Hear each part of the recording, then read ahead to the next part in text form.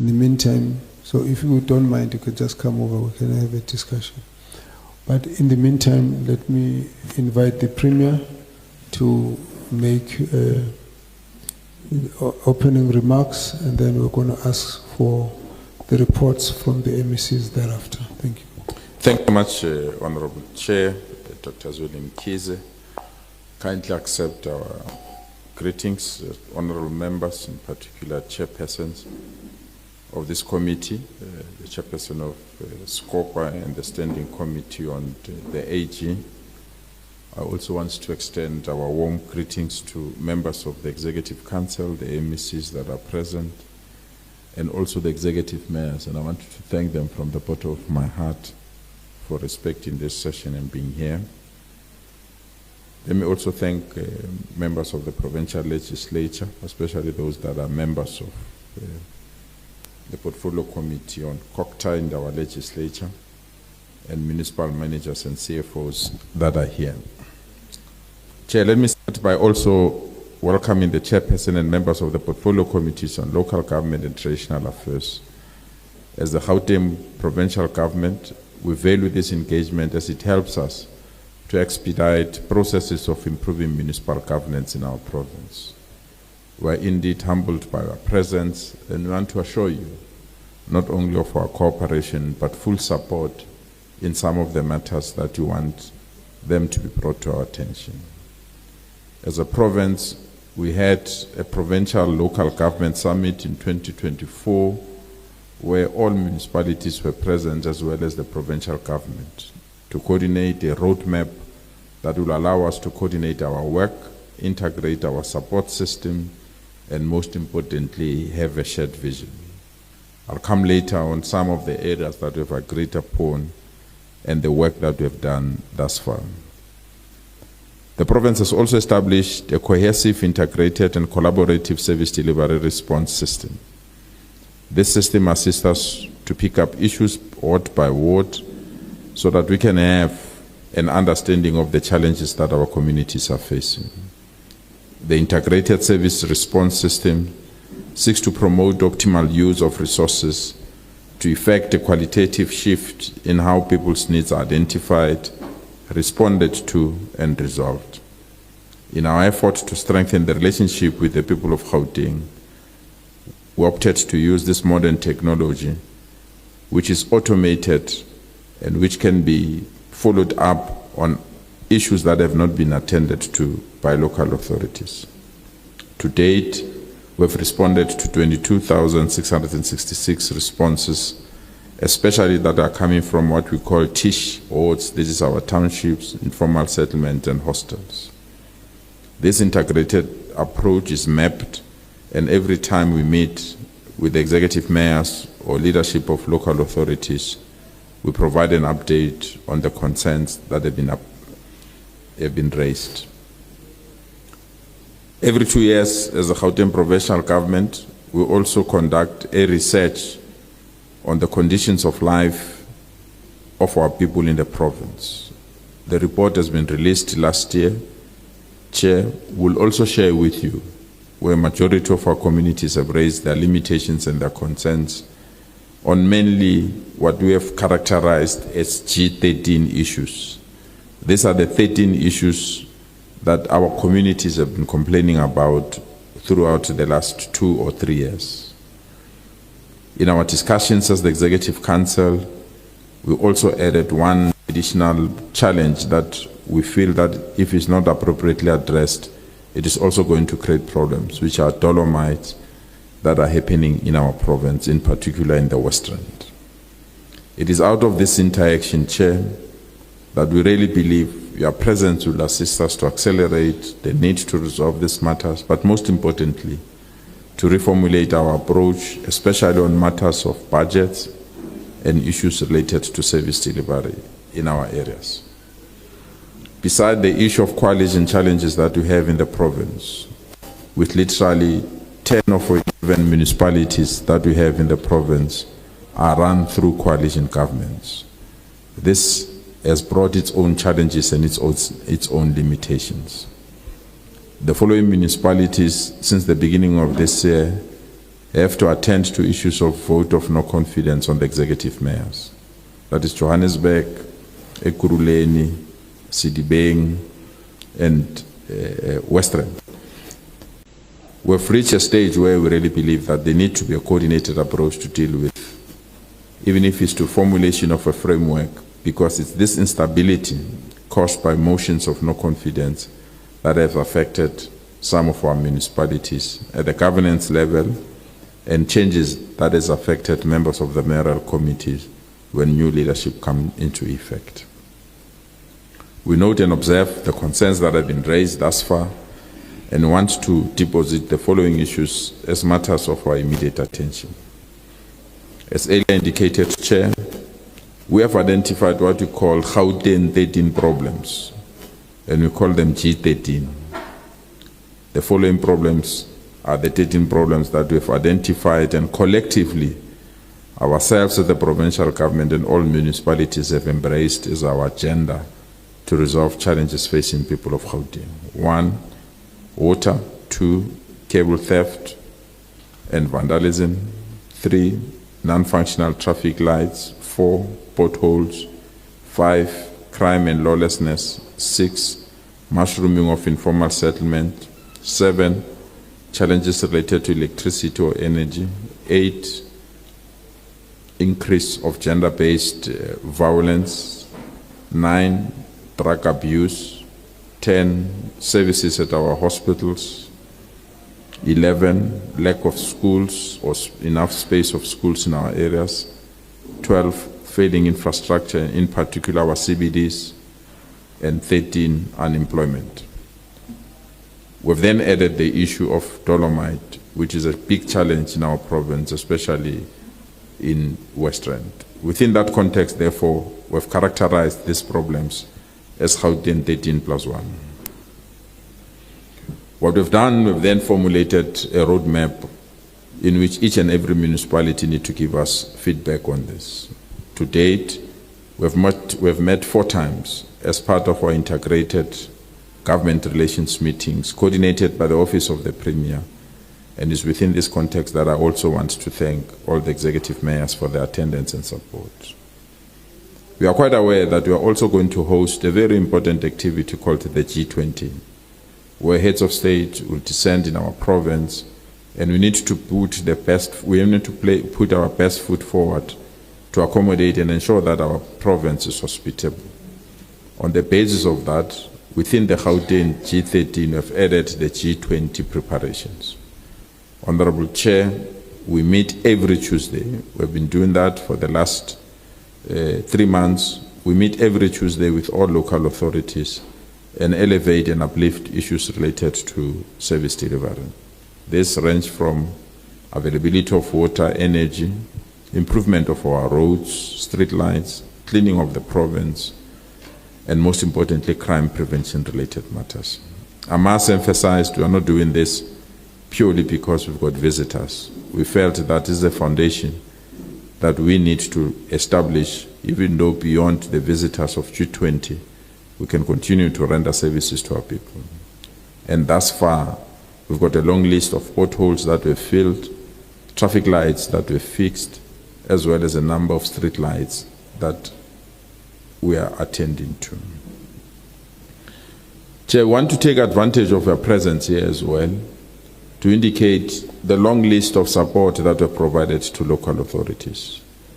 As a provincial government with a limited mandate and limited budget, there are matters that we have elevated so that we can strengthen local authorities. For example, the municipality in Fuleni, which we believe is a municipality that needs immediate attention, we had engagement with the municipality and requested them to advance issues that they need immediate support. They then advanced the need to improve 40 of their west roads, and on the basis of that, we as the provincial government gave them funds, and we also from our provincial government fixed 40 of their west roads as part of strengthening support, but most importantly, creating opportunities for our people. To us, roads is the starting point of an economic development or economic growth, and we are proud that we've succeeded, we've executed this mission easily. In the face of load shedding, we had discussion with the city of Johannesburg, where we also requested them to identify areas where we can support them, because as a provincial government, we don't have a mandate on energy. We entered into an agreement with Johannesburg's City Power, and on the basis of that, we fixed almost 402 of the 450 transformers that were non-functional in our townships, informal settlements, and hostels. We also made a huge investment to re-establish the power stations that were closed in the municipality, and 2 of them received our funding. This is also our support to ensure that we strengthen local authorities. The other area which we are proud of, Chair, which is new, and I want to thank all the executive mayors, and in particular the MEC responsible for COCTA. We are of the strong view that to fight crime, one municipality alone will never be in a position to fight crime. What we've done as part of our provincial response to high level of kidnappings, murder, CITs, bombings, and many other related matters, we started a process to have a crime fighting strategy that can be adopted by all municipalities. Each and every municipality went to their council meeting and they approved this strategy. As I'm speaking to you now, we've pulled all our resources, the cars, CCTV cameras, personnel of all municipalities and private sector, and we have pulled them together under the direct command of the SAPS. With this, the personnel that the police had quadrupled. The resources from cars, drones were also quadrupled and increased. And in the last 4 months, we've been visiting each and every region, collectively, each and every municipality without any boundary. Tshwane, Ekurhuleni, and Mfuleni, all the municipalities will go to each and every municipality and do operations there, utilizing all our resources. In this regard, 1,070 of the most wanted criminals in our province were apprehended through this process. This is a demonstration of the partnership that we have done to ensure we work together with all municipalities to deal with the challenges that we have. We've also partnered with municipalities on the issues of clinics and the management of ambulances, where the province play a coordinating role and provide the necessary support that we need. As I close, Chair, there are matters that we want to recommend for our immediate attention. The first one, obviously, is the funding models of local government. We are of the strong view that the current funding models of local government is not only outdated, but it has been superseded by many activities that makes things difficult. To quote one example, is that those that can afford to pay have migrated to solar system. And majority of our key payers, in particular shopping malls, factories, have now migrated utilizing solar system as part of ensuring that they've got a stable energy. In return, this affects the funding patterns of all local authorities. The second area, Chair, and we are raising it not in a manner that is negative, but is to either manage it so that it does not affect the finances of our municipalities and services that we are rendering in our province, is the sudden surge of undocumented foreign citizens, and across all levels, not only those that are coming from our continent, but those that are coming even from Europe. These numbers are too much, and we don't have a mechanism in the format of managing how to give them services, but most importantly, how to recoup resources that are needed for government to function. With these numbers, we are seeing an unprecedented numbers of informal settlement, hijacking of buildings, and non-payment of services, including illegal connections of some of our key services, in particular energy and water. This have a direct bearing on the resources of our municipalities. Chair, a disaster that we have identified and we've requested national government to assist us is unfolding, and this disaster is happening in Merafong, where almost half, if not more, part of that municipality is dolomitic. When it rains, houses get swallowed, schools get swallowed, roads get swallowed. And if we don't respond collectively as government, a major disaster is about to happen. And all of us will be pointing fingers when this matter needs to be attended as soon as possible. Our communities are refusing to be relocated purely because the hard-earned money they've invested in their houses and where we want to relocate them and provide the kind of housing, the disparities are too much. You can't move, for example, for a 6-roomed house to an RDP house where you have families, you have furniture and other related matters. We need to think out of the box and confront this problem as soon as possible so that majority of our people can be relocated before they are swallowed by these dolomites.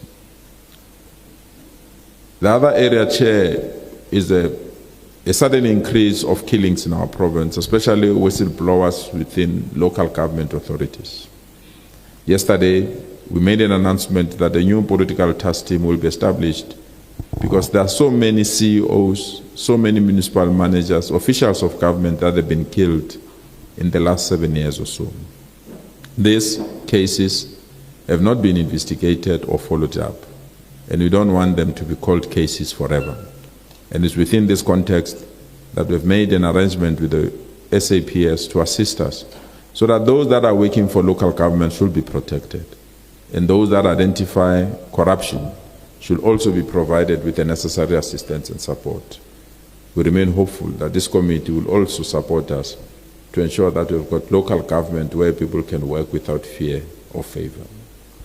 As earlier indicated, Chair, the issue of motions of no confidence are causing administrative and governance disruptions, and we are starting to lose key, skilled people in some of these municipalities because they can't stomach or stand the change of leadership that happens literally when these motions are conducted. And there is an urgent need, therefore, to build a very strong base in terms of skills development and skill support. The last area that we want to recommend to you, and we are working very hard as the provincial government, is the indigent policy. There are many people who can afford to pay for services, but they're hiding behind the poor. And it's very important that a common indigent policy across all municipalities is introduced, coordinated. That will be spot on every time somebody gets employment. You don't have to ask those people to come to our offices to terminate the support, but it can be done automatically. This is the support that we want to give to municipalities to enhance their relevance, their role, but most importantly, their financial viability. So in terms of our commitment, Chair, know that we are willing to work with you, cooperate with you, and with the local municipalities that we have in our province. We are trying very hard to improve the support system. You will see from their last audit outcomes that at least we have moved from 1 to 2 municipalities with clean audits out of the 11 municipalities that we have in our province. We're encouraged that some of the municipalities have developed through SALGA a preparation audit teams so that we can eliminate areas where things can be resolved before the Auditor General come and audit this municipality. We'll continue to provide this kind of support. And I'm proud that the government that I have the honor to lead, Honorable Chair, we've received our audit outcomes yesterday from the Auditor General. And I'm proud to announce that last year we had 22 departments that had clean audits. When I say clean audits, I mean clean audits without any form of findings. We have moved from 22 in 2024 to 23 in 2025, demonstrating our commitment to clean audit and the need to work on. We are looking forward to our findings and we hope you enjoy our province and we'll work together to support you. Thank you so much for your attention. Truly appreciate it. Thank you very much, Honorable Premier, for your opening remarks. I know why you are now already getting to entertain people on the side. Everyone is already wanting to send you this special message. We decided to locate this session here to coincide with a special celebration. So happy birthday to Premier Lesufi. Happy birthday to you. Happy birthday to you. Happy birthday, dear Premier. Happy birthday to you. Hip hip. Thank you. Don't ask that question. You're going to make him shy. Thank you very much. May we invite the MEC for Kokta to give us his report. We want to have a sense of what's happening with your municipalities in this province. Thank you very much. Please proceed. Yes, thank you very much, Honorable Chair. And once more to all honorable members, Honorable Premier, MEC, mayors, councillors, MMCs, everybody who's here. Chair, the Premier has really covered sufficient ground, and I would like to just fully support and endorse what the Premier has said. I shouldn't really say much because the Premier has spoken. I just want to build on the points that the Premier has made and maybe elevate one or two points. The very first one is that our overarching approach, Chair, to how we do our work with the municipalities, as the Premier said, is based on the province-wide local government turnaround summit that the Premier has referred to already, that took place on the 23rd and 24th of October 2024, which was a very successful summit that we held in our very first year of this administration. So I just thought, let me emphasize that point and indicate that currently we have appointed, working with the mayors, various MMCs and some of the mayors who are convening and chairing the work streams. We have asked them to submit turnaround plans, and that's where the process is. And we now have an IGR meeting every Thursday. We started 2 weeks back, where we do turnaround oversight. Every Thursday we monitor the turnaround work, and that's going on very well.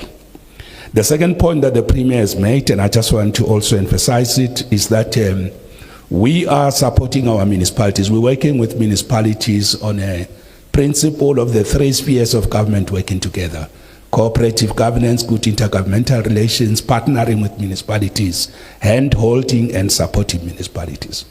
That doesn't exclude robustness on consequence management, but what we are seeing, Chair, in the province and honorable members, is that things tend to work much more better when we partner, when we work together, because the nature of the problems that we have is that no single sphere of government can deal with these challenges alone, as the Premier correctly said.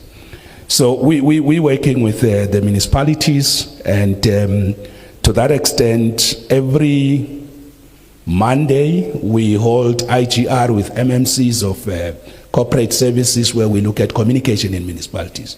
One of the issues that has not been looked at over the years is to strengthen municipal communication, to engage and interact with communities. And we have seen this is an area of weakness, except of course in the metros. So on Tuesdays, the point that the Premier has made about integrated service delivery, working with municipalities through a memorandum of understanding, where we have a seamless integrated space for law enforcement, community, public safety operations. So that we monitor every Tuesday through an IGR committee that we've established, and the Premier convenes, chairs, and sometimes I chair it on behalf of the Premier, but every Tuesday. And this was made possible by the fact that the Premier took the function of community safety into his office, and that has enabled integration. And I think we remain grateful and thankful to the Premier for that decision. At least now we're working with all our municipalities regulated through an MOU. So that's working very well. On Wednesdays, we monitor water. Since we faced the challenge of a shutdown of water systems, collapse of water systems in November 2024, we have established a weekly IGR committee working with the National Department of Water and Sanitation, with Rent Water, all our municipalities, SALGA, as well, where we monitor water supply in the province. And that's how we avoided what was called day zero. Even last night we met, we know where is the water supply in the province, and we do that every Wednesday. On Thursdays, as I said, we look at turnarounds and we integrate that with infrastructure. Our Thursday IGR meetings have helped us to convene first of its kind, town planning and municipal approvals workshop, where we are trying to make the town planning function efficient and effective, to streamline decisions on investments in municipalities, to make sure municipal spaces are competitive for strategic investments, particularly capital formation, and making sure that municipal spaces are productive spaces to sustain municipal services, but also finances. So what we are seeing, Chair, as I move to the last point, is the robust weekly IGR system we have set up. It's working very well. We thank municipalities for their responsiveness. It strengthened the PCF that is chaired by the Premier with the mayors, and we think this new method of weekly IGR is actually helping us to support the turnaround. Whilst we have got quarterly IGR meetings that MACs hold, but at least as COCTA we coordinate weekly IGR meetings. Sometimes, Chair, on a lighter note, we do get a sense from municipalities that we're calling them to too many meetings, meeting fatigues too much of these IGR meetings, but we believe that's the best way to go. On audit and audit outcomes, MEC Maile will definitely pick up on that, but just one point is that we are supporting, working with Treasury, the training of MPEC committees so that they can do oversight, reduce irregular, wasteful, fruitless expenditure, and also consequence management, and also to assist them to be able to be decisive and do qualitative work in that regard. We have said and agreed with the AG, audit should not be once-off exercise in a year, and we have agreed that we should introduce a practice of mid-financial year audit. In other words, municipalities were encouraging them to do audit at least twice in a financial year. Mid-financial year and the regulated audit outcome. The AG support the principle. All what we are doing is to encourage municipalities to interact with the AG throughout the year, and they can call for interim audit activities. So that's one of the proposals that we have put in place. Otherwise, I don't want to preempt what the municipalities are going to say, but there are many examples and portfolio of evidence of our support to municipalities. One other area that normally get hardly mentioned is that we are also engaging with the organized labor. We have just had a successful meeting with all our MMCs of corporate services and some of the mayors with SAMU, where we're discussing labor relations stability in the province.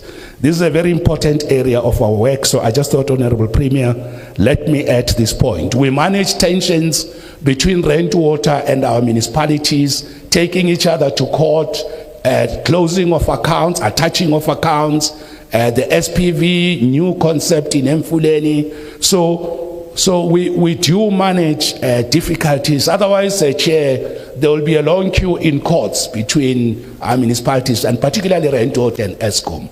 So one of the things that our IGR system help us is to mediate those tensions, closure of water. Just tomorrow, as you'll be here, during lunch, we've got a bilateral with Rent Water and Merafong to manage one of the challenges about water supply in Merafong. So overall, we just want to conclude by thanking our municipalities. We have last year created a Ward Councillor annual forum where we convene all the Ward Councillors in the province. The last one was addressed by MEC Maile, where we talk to all the Ward Councillors, we give them feedback to promote communication, sharing of information. And we are thankful to the cooperation and better working relations that we are seeing with the municipalities. Tomorrow in the morning, we are launching the G13 campaign and program across the province. We're starting in the city of Joburg. We have said to each municipality, show us how you are supporting each of the G13, and we'll be having G13 Fridays, where every Friday all MECs, all municipalities will respond to and work on the ground on the G13 problems that the Premier has talked to, so that we can demonstrate that we're attending to the G13 challenges that the Premier, and including the one on sinkholes. So we will be launching that tomorrow. It will also help us to support G20 work and those critical areas, because there are strong commonalities between the challenges that affect preparations for G20 and the G13 problems that the Premier identified correctly in the State of the Province address. Let me leave it here, but Chair, the overarching message we want to give you is IGR is the best way to work. Better relations is the best way to go. And we are experiencing high level of cooperation responsiveness from our municipalities. That doesn't mean there are no problems, there are no challenges. But exactly the point that was made, pointing fingers, blaming, accusations, tensions ridden, conflictual relations, that doesn't seem to be working better than 3 spheres of government cooperating to solve the big challenges that we all face. I just thought on that note, let me elevate the points that the Premier has raised, but otherwise the Premier has correctly covered the issues. Thanks to you, Chairperson.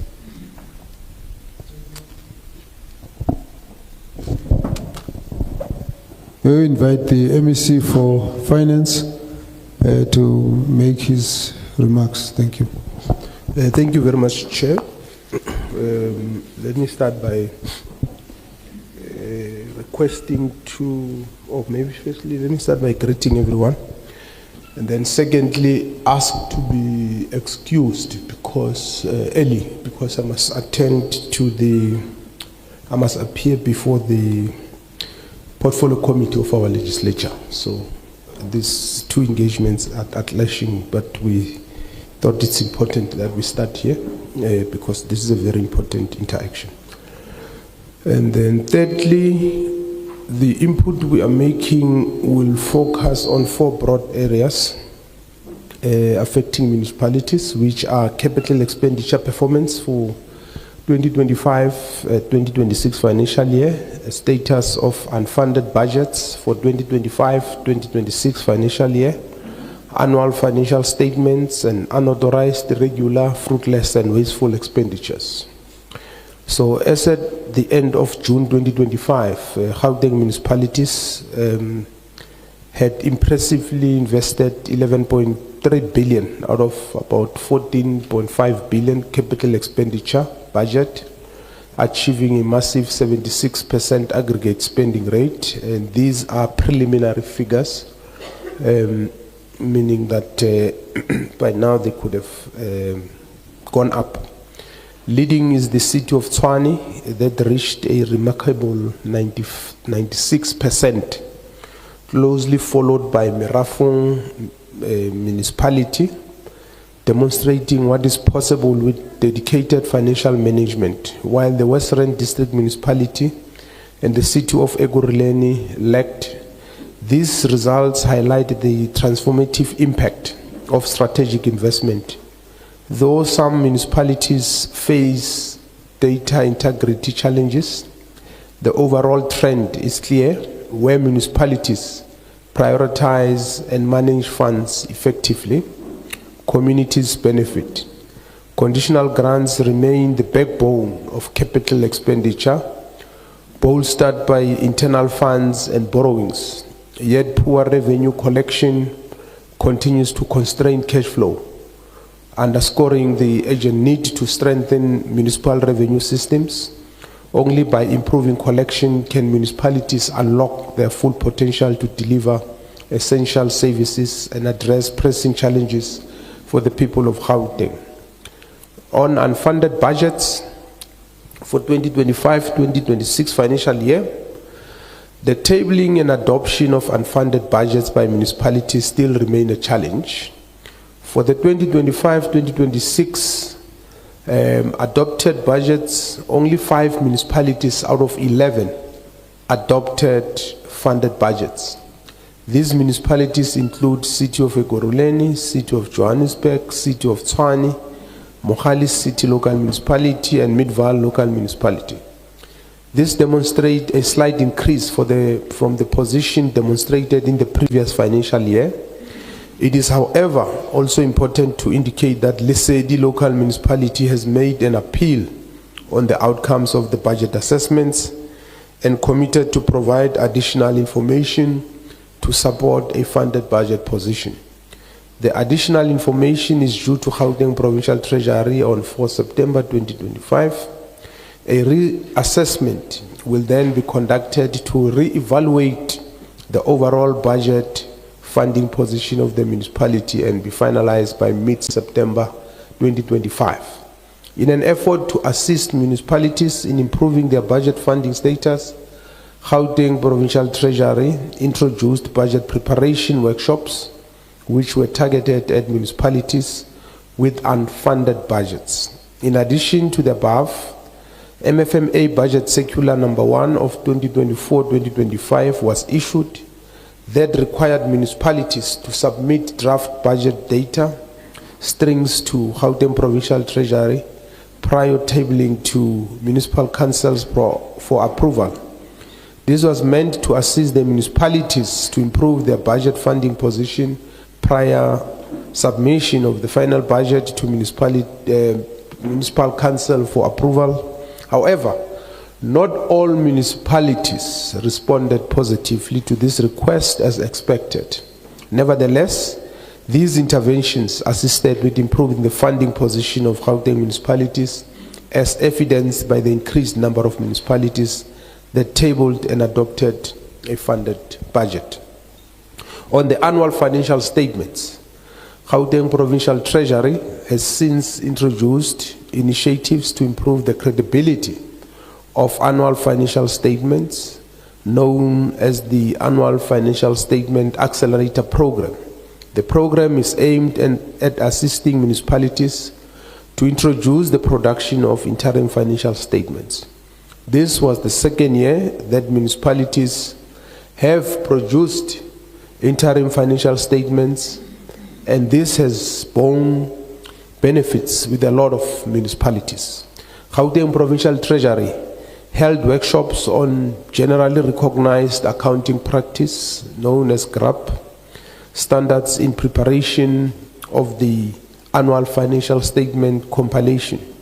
This was targeted at municipal officials within the Budget and Treasury Office, in short BTO, who prepare and review of financial statements, asset management and budget. And the GRAP training is strategically placed just before the audit process to refresh BTO officials' knowledge, share best practice with challenging components, and train them on any new developments or interpretations of the GRAP standards. Municipalities are currently busy with completing the annual financial statements, and Gauteng Provincial Treasury is currently busy with the reviews of these annual financial statements.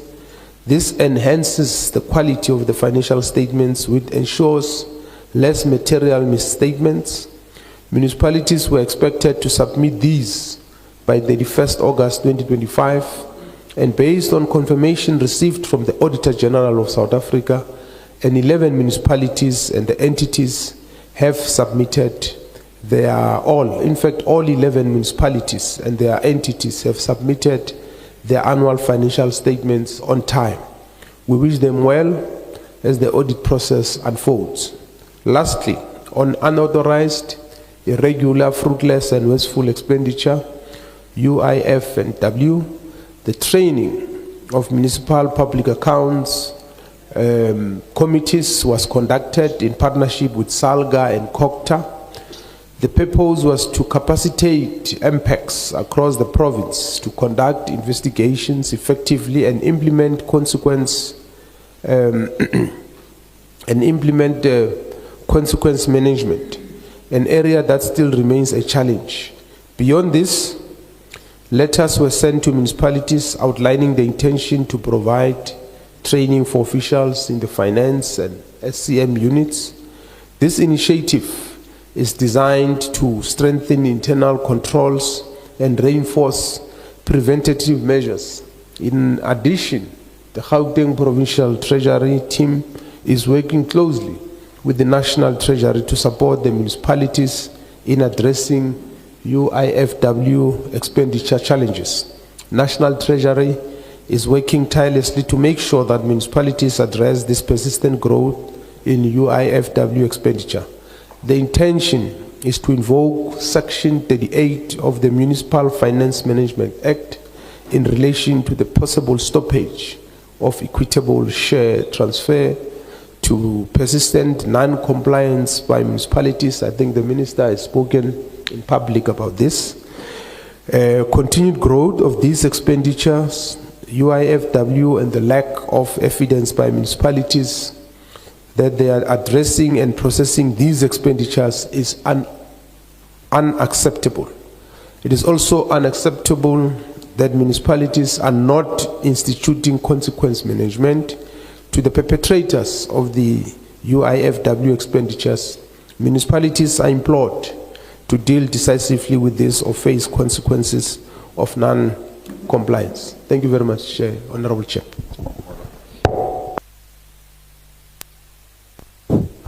Thank you very much, MEC. That gives us a sense of the state of municipality in relation to the provincial government, thanks to MEC Maile, MEC Mamabulo, the Premier Lesufi.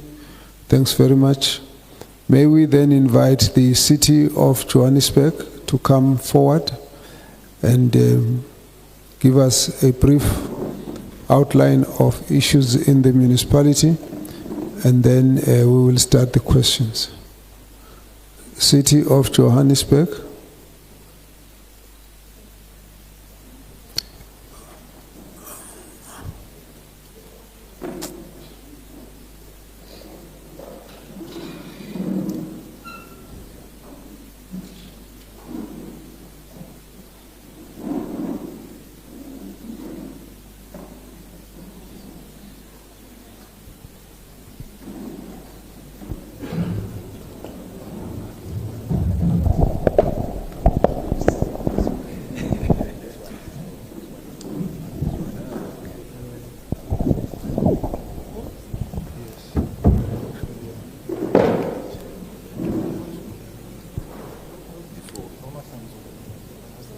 Yes.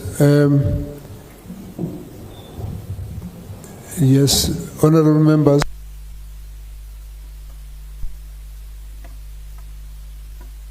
Usual ritual that after the Premier and the MECs, the members would like to engage with the Premier and the MECs.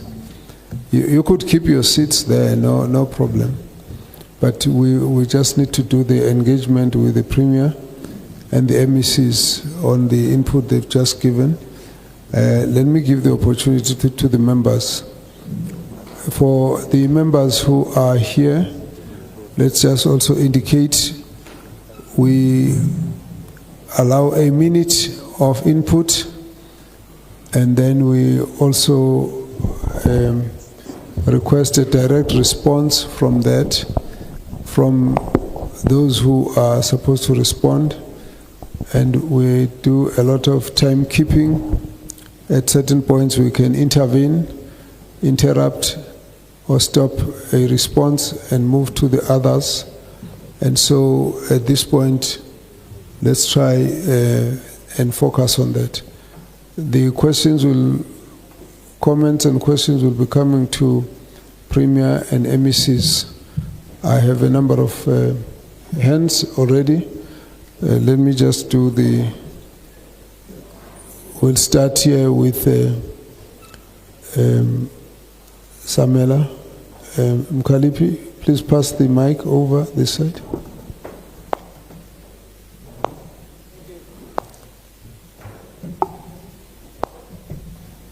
Hello, okay.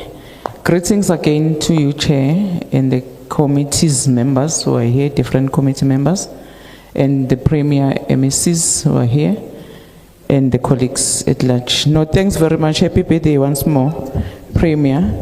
I was asking the Chair to raise the cake, but the Chair said the nasi span, angazike, what is that? No, thanks very much for your opening remarks and give us a picture together with two MMCs who are responsible, especially with local government. But I want to go straight to the point. One of the quiet challenges in municipalities is corruption. And recently, I saw you went to a media briefing and you also introduced a political task team. And you also spoke about it. So can you just go deeper in terms of how is your plan as the Premier to deal with corruption in municipalities, which is linked to the political killings as well? A case in point was at a departmental level, which we still want answers in terms of Babita. If you can also just touch kancane in terms of how far with that case, and the new case that also caught us off guard is from Egoruleni, the official that was killed Egoruleni, and I saw some interest of political parties attending the court case. That is one. Secondly, MEC for Coxstar, you are saying that the IGR is working, which is good. We commend that. But the main problem that our people are complaining about is the lack of communication between municipalities and the residents. So is the IGR also cover that? Because once we have that line of communication, when an ordinary mama from Sebokeng said, I have a problem of 1, 2, 3, the municipality must be responsive.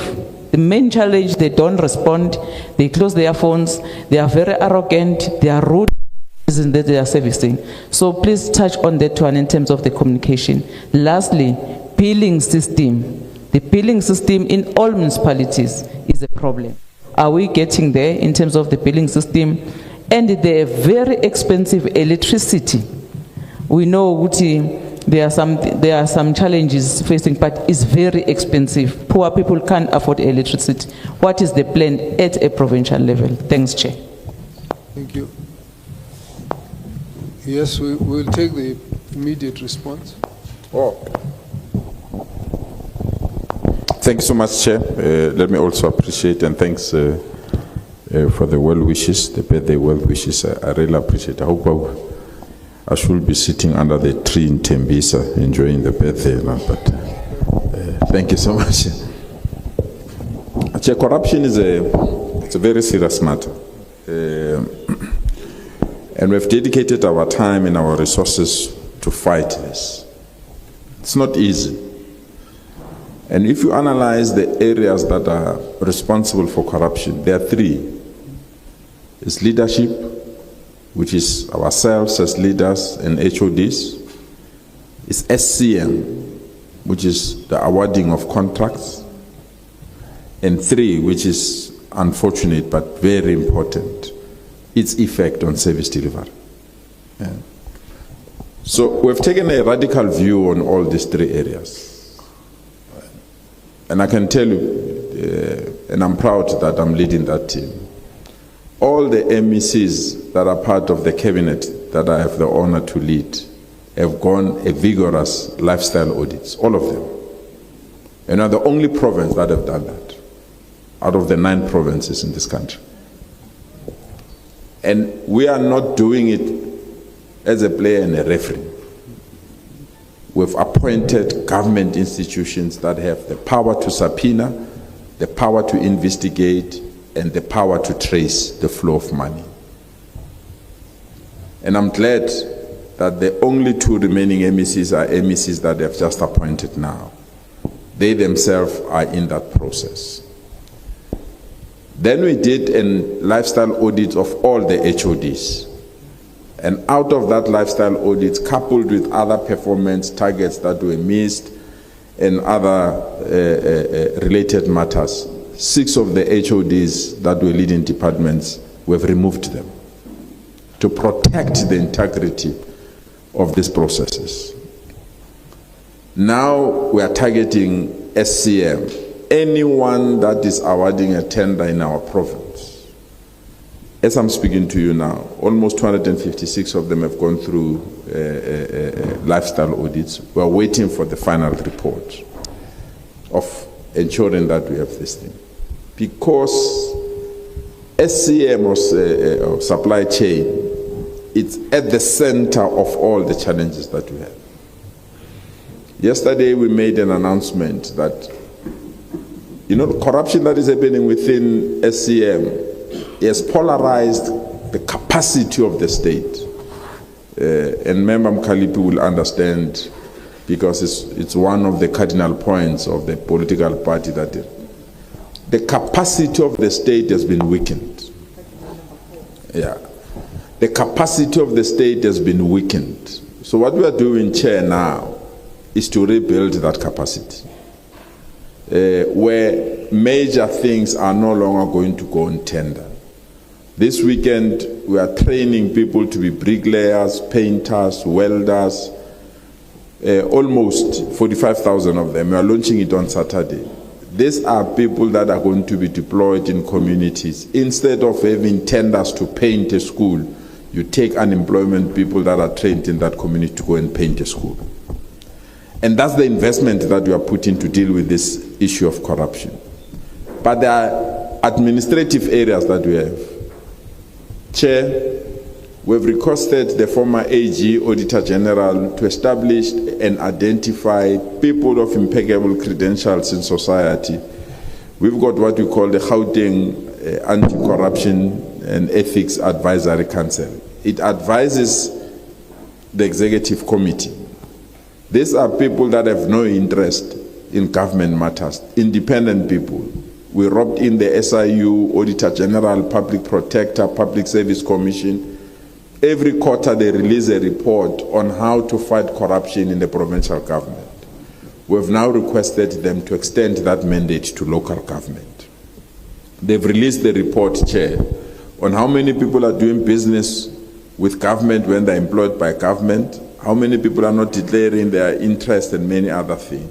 So that's the collective part that we have. But we went beyond there, Chair. After we've created a hotline where people report, we felt that you can't have a hotline but nothing happens. We went to an formal agreement with SIU. I think we are one of the few provinces that have. Even before the president proclaimed for SIU to investigate, the SIU goes in and investigates. That is how the Tembisa Hospital matter was picked up.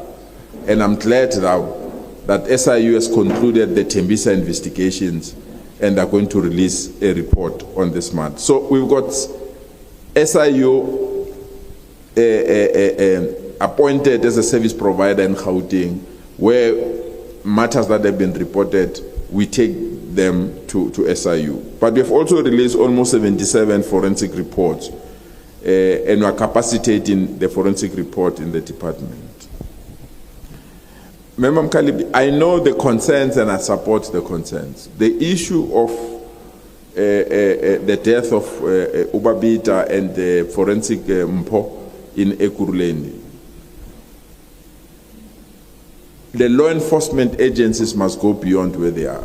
All these three cases, those people that pulled the trigger have been arrested. Obviously, it is to say who sent them to do these things. And we remain hopeful that some of the public cases now that are in court may yield light on these matters. But we honestly, and we are going to have a debate in the legislature on how best do we honor those that have sacrificed their lives. There is a motion that is in council. I don't want to preempt that motion, so that it gives us the better mechanisms that we honor those that have dealt with this kind of issue. So the political task team... Let's round up. Yeah, the political task team, Chair, it's meant to say we can't have cases that have been dormant for so many years. Let's reopen them. Where we are now in Johannesburg, in the last 4 months, we lost 3 councillors short date. It can't be normal. In Tshwane, that's the same. 2 months ago, a ward councillor was brutally killed. 16 bullets pumped in his body. And we come here and say it's normal. It's not. And people that have been killing councillors, killing officials, I mean, the former municipal manager of CDB municipality has been killed, I think the last 4 years or so, if I'm not mistaken. No one has been traced or tracked. So that is why we felt that this political task team must be established to assist us to resolve these cases. Thank you so much, Chair. Thank you very much. Yes, let's just do it in Thanks, Chair. I'll be brief, but maybe I must start by adding on the issues of corruption, because we are very passionate about fighting corruption, and we are also systematic in doing it.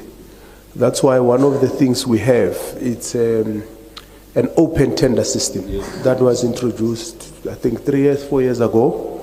Our tenders that are above 2 million are adjudicated in public, and we also appoint external auditing firms to be part of our probity auditors. And in fact, that has increased the number of the quality of our audit outcomes. And you will see when we release the report on Monday, we've got more, for instance, we've drastically reduced fruitless, wasteful expenditure, drastically. And we've also reduced irregular expenditure and all that because of that. But we have said that's not enough. One of the things we are doing is to introduce a digitized supply chain process. So we have started now to pilot in 5 departments, including the Office of the Premier, Treasury, Transport, and about 2 entities, with the hope that next year we will roll out that digitized supply chain process in all our departments, and that will help to minimize and possibly eliminate human interference. And we think that is significant in the fight against corruption. And once that project is successful at the provincial level, we will advise municipalities to follow that process, because I think it's a prudent way of dealing with public finances. We have to be transparent. That's one. 2, on the billing system, well, we work with municipalities, and I think we also share your concerns, because it also affects us when we're supposed to pay. Sometimes we are over billed by the municipalities. But I must say that most of them have made an effort in reducing and dealing with this issue, and we are continuing to help them. On the cost of electricity, I think, as the honorable member knows, it's something that's beyond us, and I think every time when the opportunity arises to appear before NERSA and all the other bodies that are responsible for the determination of the price, we always argue for affordability on the side of the poorest of the poor. But secondly, we have made efforts to coordinate an indigent policy for the province. So through our Department of E-Government, we are putting in place Mr. Mama will talk about it, a digitized database that is reliable and which all municipalities should have and be able to help us. But most of our municipalities also have a policy of a free amount of electricity and water as part of dealing with that issue. Thanks, Chair. One issue from me, Chair, just one, communication. And of course, in the course of the municipalities presenting, one will come in to engage on some of the issues, Chair. The issue of communication, as I said, we realized this issue was not an area of focus with municipalities, and we set up an intergovernmental relations committee that meets every Monday 6 o'clock to monitor communication in municipalities. We have not gone too far because we have just started with this IGR committee. We are monitoring media trends, social media, engagement with communities, One of the things that we have found, and I think it's important for the committee, because communication is the interface between the people and government. We have found that there's also less investment in communication capacity. In certain municipalities, the teams that are doing communication are quite few. Almost in certain instances, you find there's one municipality where you have got one communicator for the whole municipality. So the issues of reaching out to communities, social media, taking communication also to digital platforms. I must say what is also exciting is that GCIS, the communication wing of government in the province, sit in this IGR meeting with the Premier's office. So we are trying to improve on this issue, because if municipalities don't strengthen interface engagement with communities, we will not be able to make progress and serve the people. So I just want to conclude by saying we have appreciated, understood, and acknowledged that this area is actually what will make or break, and we are focusing on it to make sure that municipalities can also invest in communication, and we hope to improve. Thanks, Chair. Thank you. Let me see how many hands we have this side. All right, let's get your question. You got a minute. Thank you, Chair, and greetings once again to the House. Chair, to the Premier, I want to echo my colleagues' sentiments here, especially regarding the issue of officials. Your officials are corrupt, Premier. I don't know how you're going to go about looking at fixing that, because most of them are in the same political parties we come from. Most of them are our friends. So I'm not sure what needs to be done there to capacitate you as the leadership of the province to look at prosecuting literally your own people. I don't know how that happens. Again, through you, Chair, to the Premier, Johannesburg is a disaster. Johannesburg CBD. There are places in Johannesburg CBD that when you go through them, they don't look like you're in a South African city, let alone a city like Johannesburg. It looks like you're in some foreign country somewhere else, but they don't look like Johannesburg. This issue that you spoke about earlier of illegal foreigners of all races, I'm not sure how or what intervention is needed there, or I would just like to know your plan in addressing that, because we cannot have a city of Johannesburg looking the way it does. The dilapidated infrastructure, we've got the Lillian Ngoyi Street gas explosion that happened over 2 years ago. It's only going to be opened, I think, scheduled for the 12th of September. For a street for an explosion that happened on a street that is less than, I think that thing is less than like 1 kilometer, 2 years to fix. That's too long. Thank you. Premier. Thank you, Chair. Let's pass to the next one, next member. But too many, so we will not combine now. Thanks. Good morning. Let me just say protocol observe, because now I have 1 minute, Kabazel. You still have your minute, I won't cut it short. But even your jokes will fall on that minute. No, thanks. Thanks. I think in line with my colleague, through you, Chair, Premier, I think we must first accept that South Africa should be for South African. It should prioritize this. It should prioritize South Africans. I think it's an undeniable fact that, particularly in your province, your cities have been taken over, especially the informal economy and the SME space have been taken over by undocumented foreign nationals and those that are documented.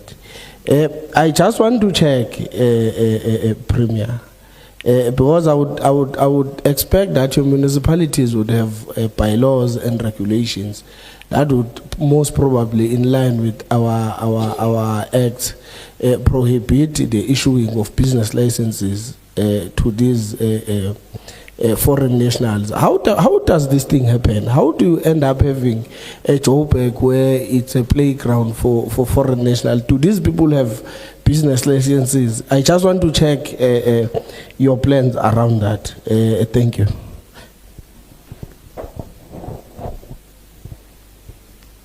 Thank you very much, Chair. I'm glad, Premier, you are embracing the capacitation of a state, because the only way out of corruption is to insource all the services, and the state must then perform its own tasks. I have issues, MEC of Finance, especially where invoices don't get paid. How are you monitoring that? Because in that space, there's too much corruption where people are invoicing and they are asked to compensate those that are responsible for invoicing. And to ensure that invoices are paid within the 30-day period, what are the measures that you have in place in order to monitor that space and it doesn't become corrupt to a point where service providers now must beg for the invoices to be paid and the services to get to the people? The non-compliance of the fruitless and wasteful expenditure is a painful thing. I'm looking at Johannesburg now, and rightfully so, you are embracing the fact that they have reduced the fruitless and wasteful expenditure. But my worry is if they move from 436 million of 2022-2023 to 81 million this year, what happened to 330 million? How did we resolve that? Because they might have moved, but how did we deal with that expenditure which was incurred in the previous year? What are the consequences there, and who are the people that have been dealt with in terms of that? Controls and action plans. Tshwane and Johannesburg, they come up throughout Premier. There's lack of leadership, there's lack of governance, there's lack of coordination. That lack of coordination, also MEC of Kochta, the integrated planning between the municipalities, in particular Johannesburg, and the entities is lacking, is very weak, to such an extent that even the recommendations and remedial actions that were made by the public protector regards the housing of people of Alexander and provision of shelter, proper shelter, water, and basic services for the people of Alexander is still not been realized. Yet we get entities that are responsible for provision of shelter that are underspending simply because there is no coordination between the leadership of the municipality and the entity. So how do we deal with that space? Thank you very much. Thank you, Chair, and greetings, everyone. 3 questions. One, I would like to get your take, Premier, on the division of revenue within or amongst the municipalities and within the municipalities. This is premised on the fact that from one municipality, if you move from an urban area or a township to a suburb, you would swear that you are in different areas. So there is maintenance and development and progress in more modern areas or white-dominated areas in some instances versus townships where there is nothing maintained and very less happening. So how is that, what is your view around that? That's number one. Number 2, it relates to the province's appetite for consequence management. You spoke about whistleblowers getting killed and all of that. What mechanism or what is the appetite of municipalities to ensure that the cases are brought to conclusion? Because if, for example, if there's a whistleblower and you take statements speedily and all of that, anyone attempting or wishing to assassinate would know that the case will still go on. So, because the idea is to always eliminate evidence. So what is the appetite of the province around that? The last question relates to the dialectical relationship between the improvement in the audit outcomes versus service delivery. So as we compliment municipalities for improving on the outcomes, on the audit outcomes, what do we view as a relationship between that and the lives of our people on the ground? Thank you.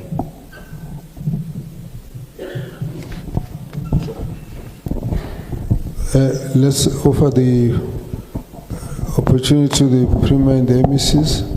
Let's not repeat, let's just deal with one, and then whatever is not dealt with goes to the other. Thank you. Thanks, Chair. We'll cooperate, Chair.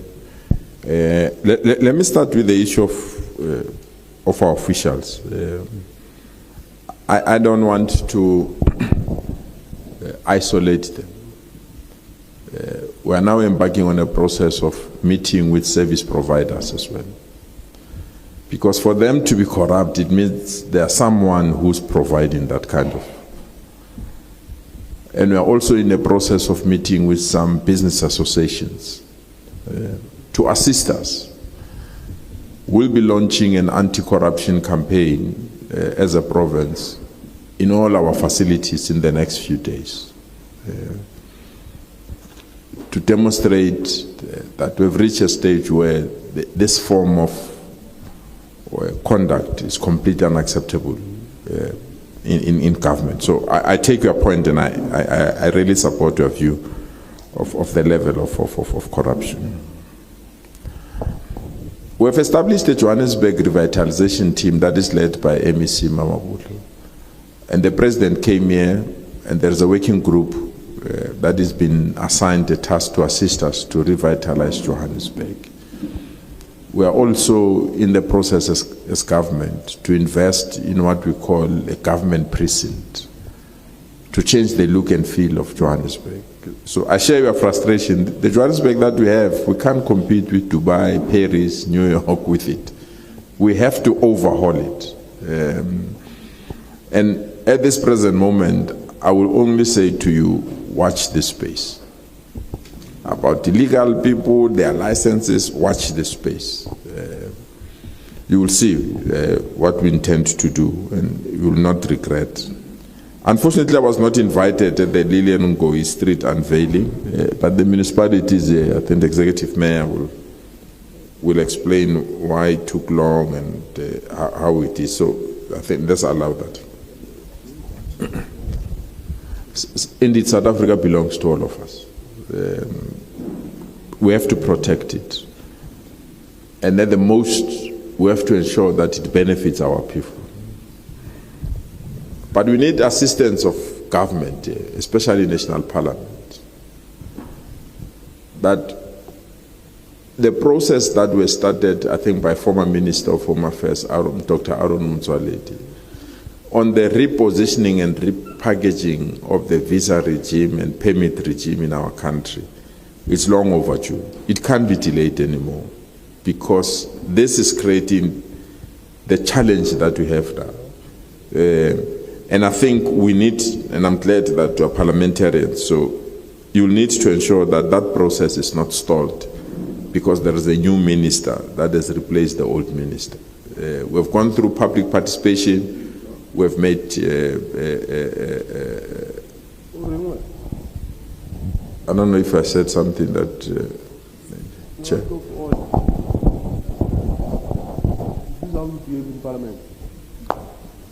So, Premier, you must ignore, but if there's an outrageous conduct, we would want to urge the members to remember that they are in Parliament. They use the same rules, and we shouldn't have any interruption. If people are chatting on the side, it should just not drown the speaker, but direct your comments to the chair and ignore everyone else. Thank you. So, Chair, I'm saying that there was a public participation on this. government were requested to make presentations, and we've done that. And we can't have, because we are suffering as a province by the economic gap of the country, and majority of people that are here, we need to have a way and a format of handling them, attending to their needs, and rendering government services.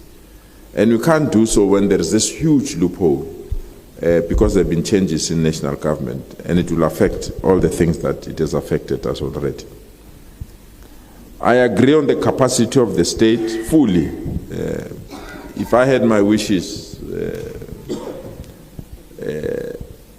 this tendering system has caused serious problems. I said yesterday that we are sitting on incomplete infrastructure valued around 13 billion because a contractor that has not concluded either a school or clinic is also appointed to do something somewhere. So we just have to build the capacity of the state so that because even themselves contractors, if you award a contract to this one take you to court. You spend more time in court arguing who to give, and at the same time service delivery suffers. So we just need to ensure that we deal with these issues. I would leave the payment of invoices and fruitless and wasteful expenditure to the experts.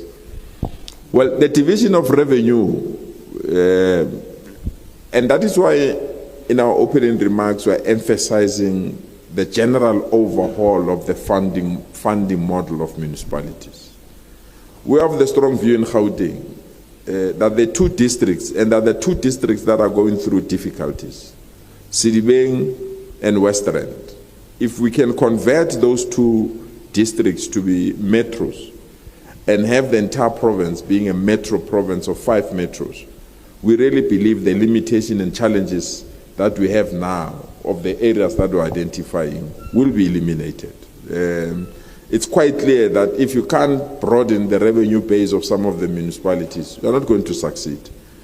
It's only now that Morafong is pushing very hard in the entire West Rand on mining or mines in those areas to also contribute in the revenue base of that municipality. So I share your frustration on that, and I really believe that a form of new municipalities will assist us so that the resources that are divided from national fiscus to municipalities cannot just come here when they cannot service our people. So I agree with you on that. Well, I think Ekurhuleni is here. It's a good example of consequence management. They lost 2.4 billion within their revenue base. They've identified who did this, and they took action. And that's what we're saying municipalities must do. If there are people that are conniving with other people to affect the finances of municipalities, consequence management must be. Well, allow me to differ with you that sometimes I know people who criticize when audit outcomes are bad. People bash and say, no, your audit outcomes are bad.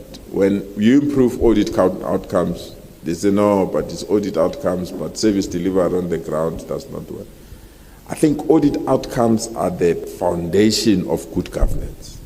If you start there, it will then assist you to then deal with service delivery. But if you're going to have fruitless expenditure, you're going to have irregular expenditure, you are going to have all these kind of problems because you want to say we are pushing service delivery. I really believe that we are missing the point. So our argument is very simple. Do good, account on what we have allocated to you so that we can advance service delivery in our communities. Let me leave other questions that I might not have responded to other MSC. Thank you very much, Premier. Chair,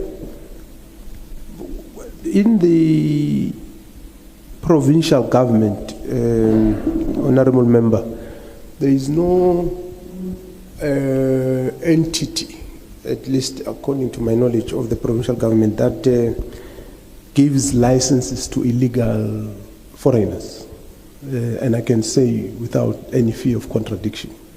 But it doesn't mean that there are no illegal foreigners who are trading, on the streets and in the spaza shops, and they're doing it illegally. And that's why we are working with the police to close them down and make sure that the laws of this land are adhered to. The Gauteng provincial government pays our invoices within 30 days, and we went further to commit to pay within 15 days. However, we only have one department which has got big problems, which are a bit complex. They are structural, systematic, they are historic and all that. That's the Department of Health, because they also have the problem of accruals and all that. But it's a story for another day. We can do. But with all the departments, I can say without any fear of contradiction, we're paying within 30 days. So that's the first thing. The second thing is that we have an electronic system of payment. So our service providers are able to upload their invoices onto the system.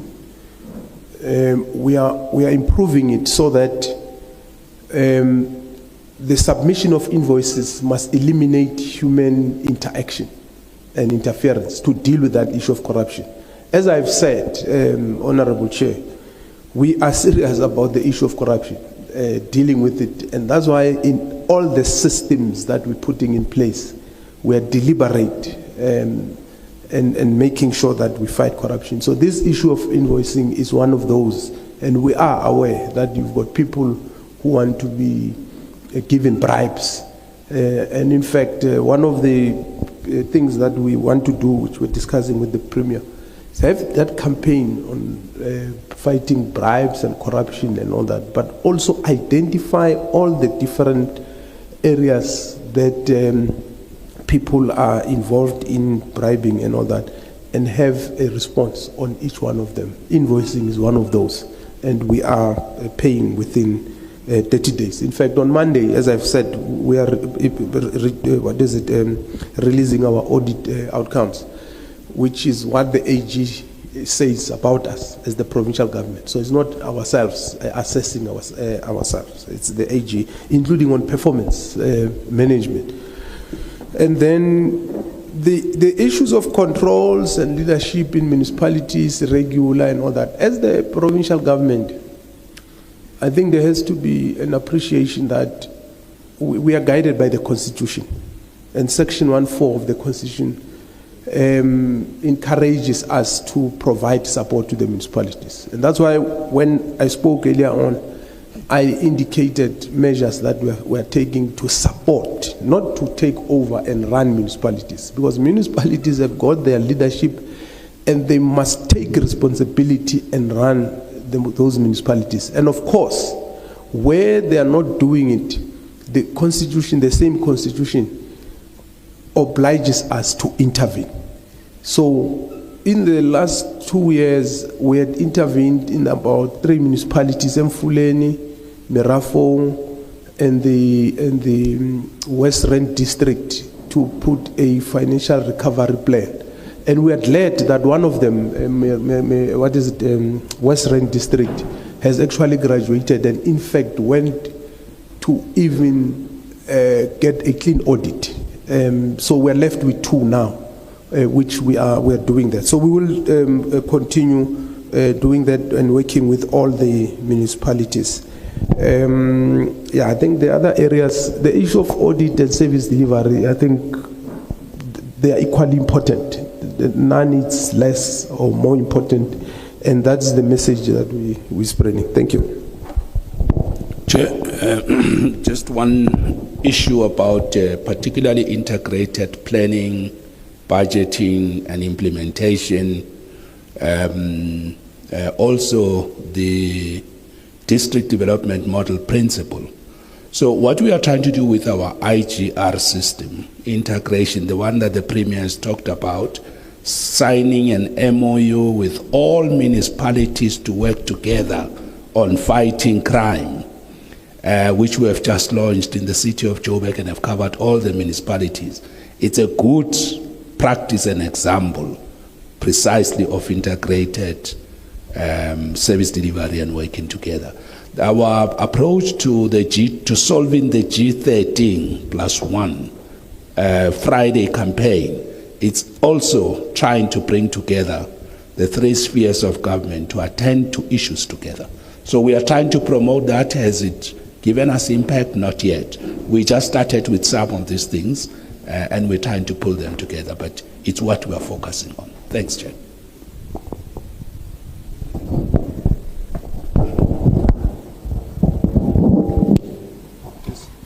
Thank you, Chair.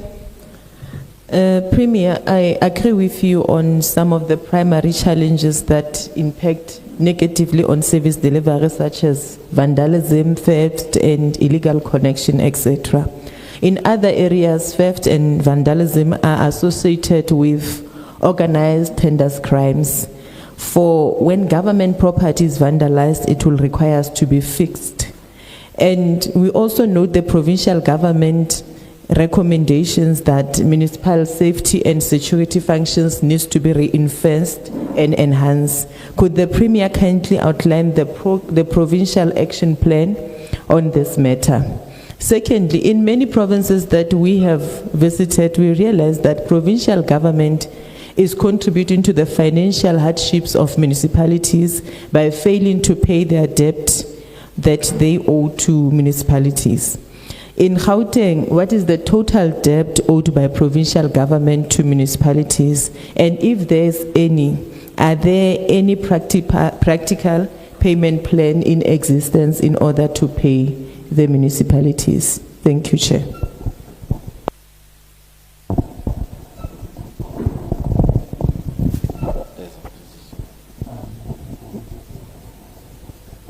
Thank you, Chairperson. I have one question because my colleagues have covered others. I would like to check what is the picture of the amounts that have been withheld by the province on municipalities that are not spending on their grants. So what is the picture there?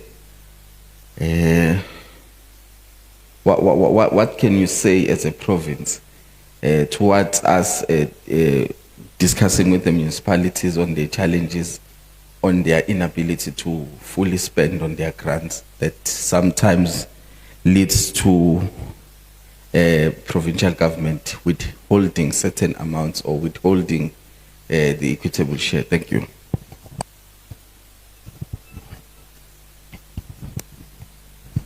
Thank you, Chair.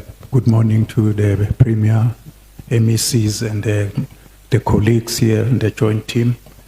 I think the unfortunate thing, Premier, is that everyone looks to Gauteng as the guiding light since it's the economic hub. I think there's one thing maybe which too often is ignored, but which is very much a factor and which has come through as well as we visit municipalities, and is the high politicization of under the team just cannot operate. I mean, and the fluidity of the office bearers, the mayor and the exco. I think this is becoming an issue maybe which needs to be addressed directly. Secondly, I think it's very commendable what you shared with us, because it's certainly lacking in many municipalities, and that is, I mean, we have raised it in some of the visits, is having some form of a deep stick in terms of finding out, I mean, if you are in service delivery, you need to know that whatever efforts you are putting in place, what is the feeling of the communities, and how are you doing, some gauge of how you are doing. So I think it was impressive that you are doing that. I think the key thing though is after they've come back to you with all that, I think you mentioned a number of 600,000, if I'm not mistaken. Then I think the real test, acid test, is then how is the response after they've come back to you in terms of consequence management at that level. Otherwise, that tool can really easily end up being ineffective. I thank you, Chair.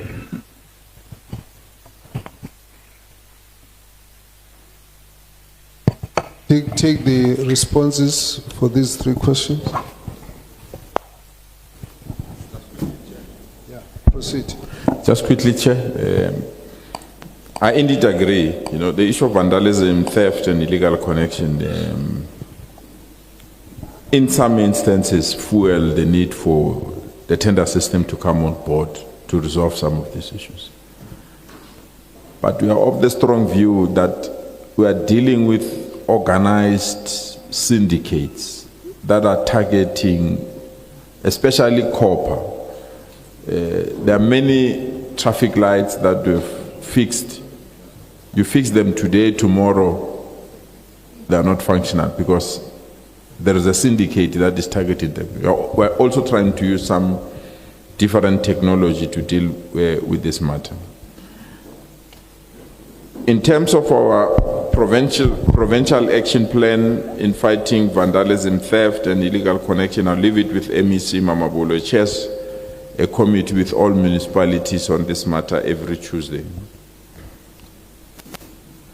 The departments in the province that are owing municipality, I held many meetings with the mayors.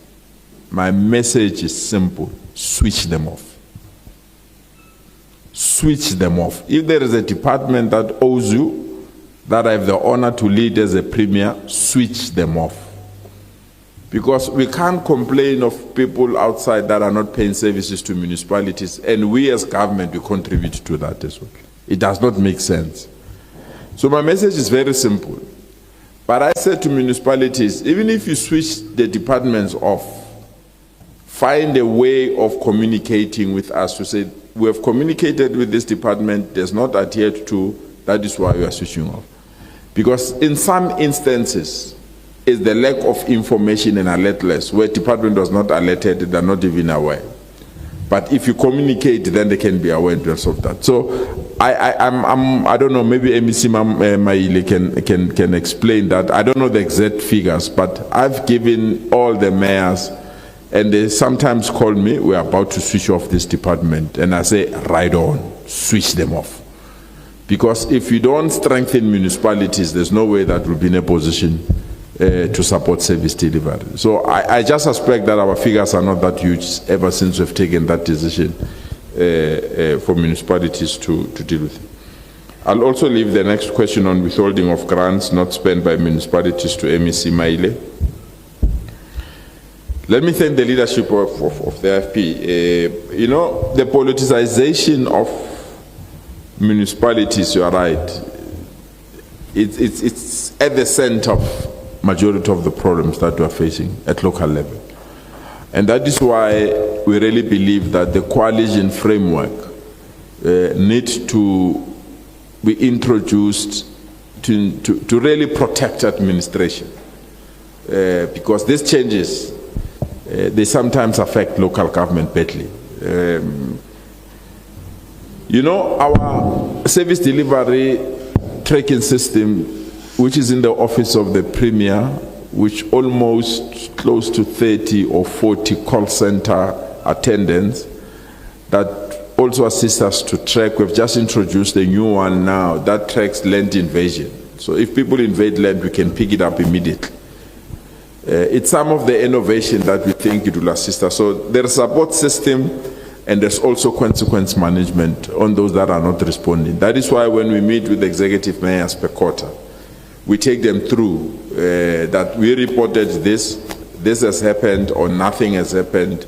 Please make a follow-up or take the necessary action that needs to be taken. MEC Maile, can I leave these ones with you? No, thanks, Premier. Thanks, Chair. I don't have the figure that we owe as we speak now, but I know that we spend at least 3 billion as a provincial government every year towards rates and taxes, water and electricity, because the payment is decentralized. Every department is responsible. Our Department of Infrastructure Development, which is a custodian of our property portfolio, at least spends just over 1 billion, them alone. And then education, as you know, there are Section 21 schools which are responsible for their own accounts. And then there are those schools that the Department of Education is responsible for, and the Department of Health as well.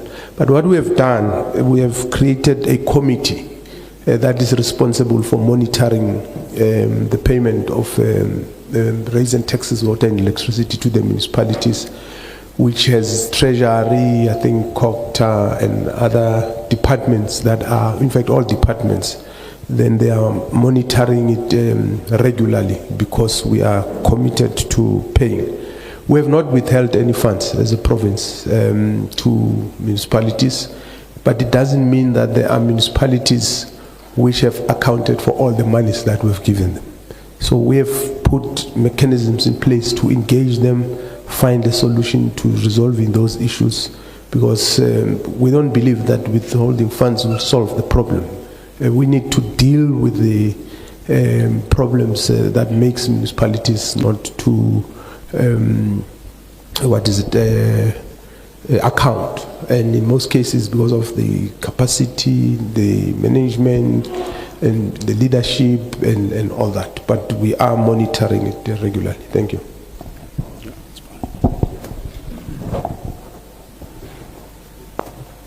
Thank you. That's covered. Let's take the next batch.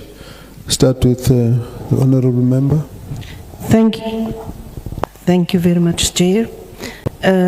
My first question is, can the Premier just explain to us a little bit more and give a little bit more clarity on that, if I heard correct and understand correctly, that you said that the SIU is now registered as a service provider, and how does that process work? What does it implicate?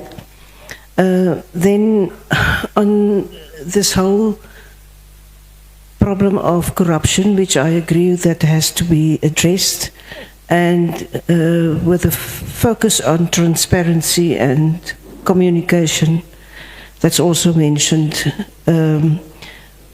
As the Premier and the MEC on COGTA and finances, would you agree that maybe it's time that we look into the fact that we should have tender meetings open to the public, if that would maybe contribute to a deduction in corruption? And then I would like to know the crime strategy that has been, what is the, when was it implemented, this whole, the crime strategy that you referred to between the province and the municipalities under SAPS? And is there any successes that at this stage that you can see, for example, a reduction in serious crimes? Thank you. Thank you, Chair. Just quickly to the Premier, you spoke about the dolomitic areas, especially in Merafong. Now, that's not a problem that's overnight or a year or 2 years old. What has your administration done in the many years of those sinkholes in the making, especially when it comes to Zamazamas? Then just on service delivery and infrastructure, the water crisis in major cities, and I'm specifically talking about Johannesburg that is now sitting in front of us. You know, some of these outages lasts up to 86 hours, impacting on critical services, including hospitals and even the Constitutional Court. There was a tweet last year, October, Premier, where you said that water is not your problem. I wanted to find out if you still hold that view, because the water is actually under your, the water when it comes to the leaks, the massive leaks that Johannesburg is, that is a municipal function. Infrastructure of water pipes is a municipal function. Do you still hold the view that the water crisis is not your responsibility as Premier? Then, given that only a small fraction of municipalities achieve clean audits, what reforms is your administration enacting to hold officials accountable for irregular and fruitless wasteful expenditure? In fact, if there's a list of anyone that has undergone consequence management, because that's a big issue as well. Then just quickly on municipal officials and councillors owing roughly about 182 million rand in unpaid municipal accounts. We know, MEC of Finance, that, you know, councillors and officials are not allowed to owe past 90 days in their rates and taxes to the municipality, but you find that there's many of them. What have you done to try and get municipalities to adhere to that and get that back on? And then with municipal debt to Eskom growing at 15 billion rand annually, what concrete measures will the province implement to ensure municipalities pay their dues and safeguard South Africa's power supply? Thank you, Chair.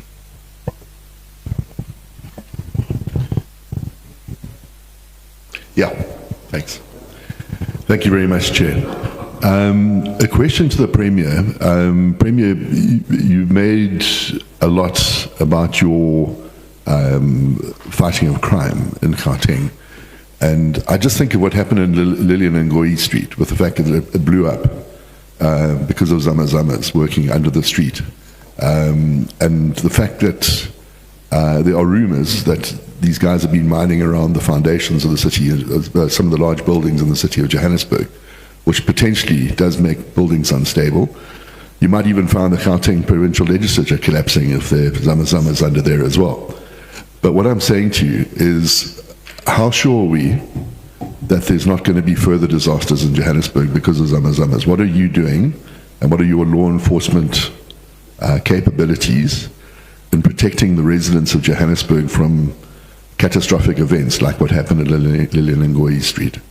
So I think that really is a direct failure of government. And we certainly wouldn't want to see a repeat of that or a large building collapse in Johannesburg. Thank you. Yeah, no, thanks, Chair. Just two questions from my side. One, Premier, a number of your municipalities are struggling to pay key creditors like Eskom and Rainwater within the legislated timelines. And when these debts are not paid on time, communities are left without basic services like water and electricity. So what is it that you are doing in that regard to assist those municipalities? Secondly, MEC for Finance, the HGSA has raised the issue of over-reliance on consultants on matters of financial reporting in municipality as one of the challenges that in Gauteng, the cost for financial reporting consultant increased from 57.15 million rands in 22-23 to about 70.13 million rands in 23-24. So what are you doing to build internal capacity in municipalities to reduce the issue of over-reliance on consultant with regards to issues of financial reporting? Thanks, Chair. Thank you. Before we proceed, may I just announce this? We're not going to do a tea break. We're going to have each individual who wish to refresh, go up there, go to the door on my extreme right, and then you'll see a way into the tea area. So we will just proceed. For those who haven't been with us, these members here ruled and decided there shall be no tea break, there shall just be work break. Please proceed. Premier, let me start by welcoming the establishment of the task team on killings. We must protect councillors, officials and community leaders who are being targeted. Also welcome your prioritization of fighting crime, particularly kidnappings, cash in transit bombings and other organized crime. Where I come from in Buffalo City, we see between 2 and 4 kidnappings a week, not to mention cash in transit. And we have found that there's a link between Gauteng and the Eastern Cape. So on your Premier's forum, we would like you to maybe extend what you are doing here to the Eastern Cape. Premier, also welcome the re-establishment of the intergovernmental relations structures. However, it must be noted that these structures have been in place since 2005 under the intergovernmental relations framework. Premier, we would want to know what assurances do you have that they will now function effectively to improve municipal oversight and service delivery. Second, lastly, Chair, The SIU reported to our Standing Committee on Public Accounts that they do not receive feedback from certain metros after their investigations. Premier, we would like you to follow up specifically. It's in the Gauteng metros that they have not come back to them.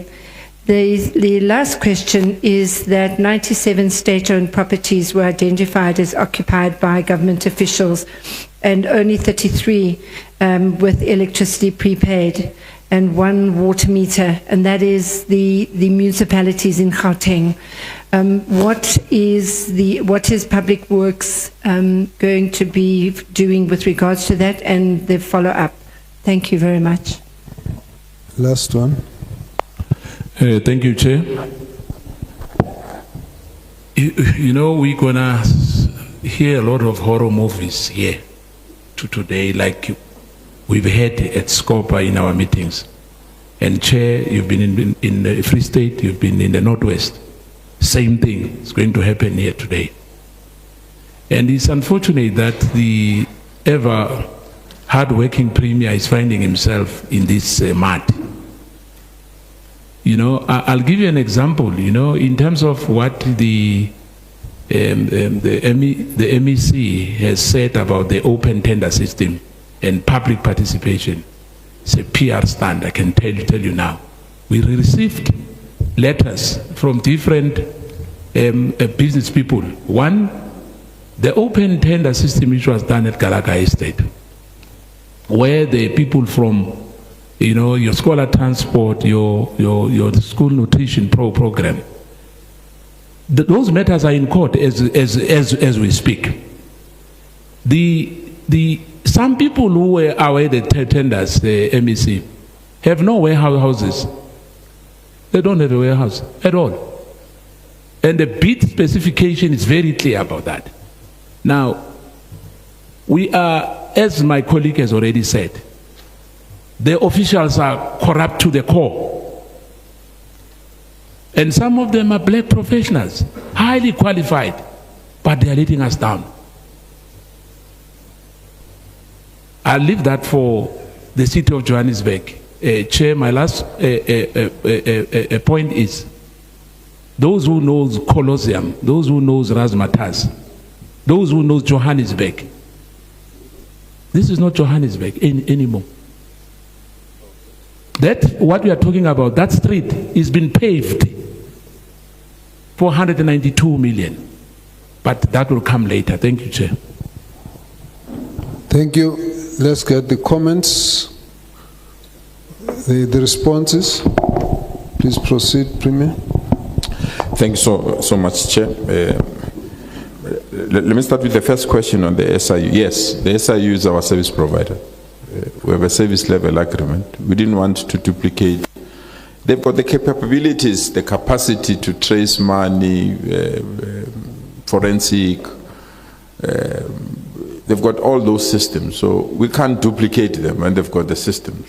So we've entered into a formal agreement with them, service agreement with them. When we need a forensic work, we assign them, they do that, they invoice us, we pay them.